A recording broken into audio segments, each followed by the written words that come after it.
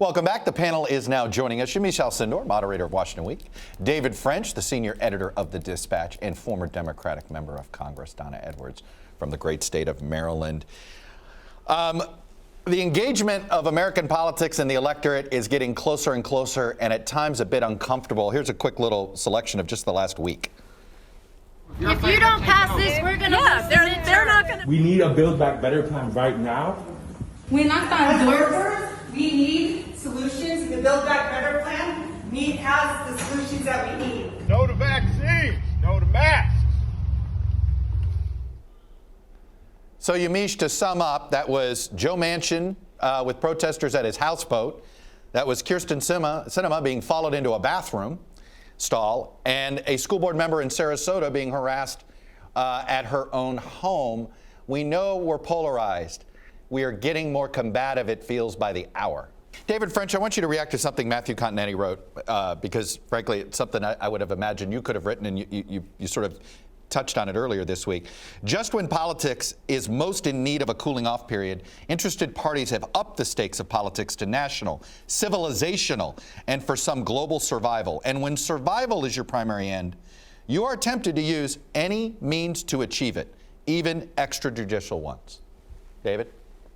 Yeah, I mean, he's exactly right about that. And what's happening is we're in this cycle of malice and misinformation. And so what we have extreme partisan animosity right now, where Republicans hate Democrats, Democrats hate Republicans. And when you are in that atmosphere of hatred, you are ready to receive misinformation about your political opponents. And so people are now sometimes believing the wildest things about their opponents. This was part of the Stop the Steal. Some of the wildest conspiracy theories wormed deep into some Republicans' hearts. Why?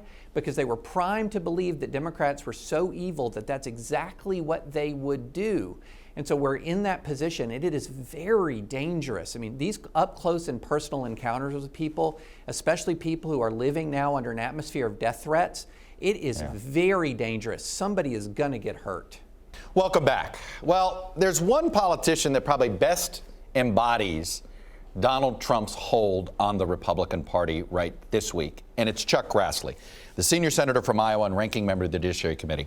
Here's what Chuck Grassley on February 13th of 2021 said about Donald Trump. He belittled and harassed elected officials across the country to get his way. He encouraged his own loyal Vice President Mike Pence to take extraordinary and unconstitutional actions during the Electoral College count. There's no doubt in my mind that President Trump's language was extreme, aggressive, and irresponsible. Now, that was Grassley's statement voting to acquit the president at the impeachment trial. Earlier this week, he said he get Trump off the hook on the Judiciary Committee report by saying, well, he listened to his advisors. Now, here's Chuck Grassley Saturday night with Donald Trump. I was born at night, but not last night. So if I didn't accept the endorsement of a person that's got 91% of the Republican voters in Iowa, I wouldn't be too smart. I'm smart enough to accept that endorsement. Well, David French, the Chuck Grassley legacy is going to be a survivor, I guess, is probably one way to look at it. But is there any better explanation of Trump's hold than Chuck Grassley these days? I mean, look, I think here's the explanation. I live in a red bubble, Chuck. I live in a neighborhood that's about 85% Republican.